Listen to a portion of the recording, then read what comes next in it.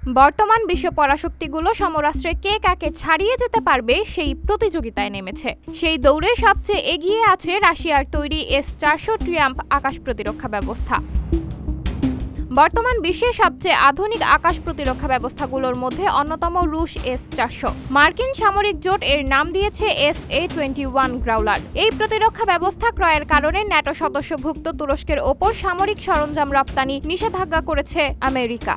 আজ জানবো S-400 এর গঠন ও এটি কিভাবে কাজ করে তা নিয়ে। S-400 মূলত 70-এর দশকে নির্মিত S-300 আকাশ প্রতিরক্ষা ব্যবস্থার উন্নত সংস্করণ। এর নকশা তৈরি রুশ সামরিক গবেষণা প্রতিষ্ঠান NPO Almaz central design bureau and marine engineering আর নির্মাণ করেন রুশ আকাশ প্রতিরক্ষা কর্পোরেশন MKB ফাকেল। প্রকল্পটির প্রধান প্রকৌশলী ছিলেন ডক্টর আলেকজান্ডার লেমানস্কি। 2007 সালে আনুষ্ঠানিকভাবে রুশ সশস্ত্র বাহিনীতে S-400 অন্তর্ভুক্ত করা হয়।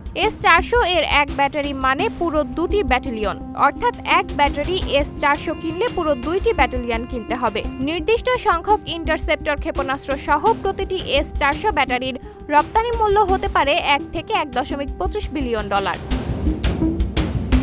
বলা হয়ে থাকে S-400 একসঙ্গে 300টি লক্ষ্যবস্তুর ওপর নজরদারি চালাতে সক্ষম।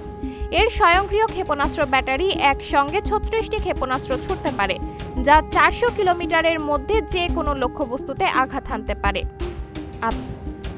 S-400 এ রয়েছে command and control vehicle, long range surveillance radar, engagement and fire control radar ও অল এলটিটিউড ইকুইজিশন রাডার ও মোবাইল মাস্ট রাডার।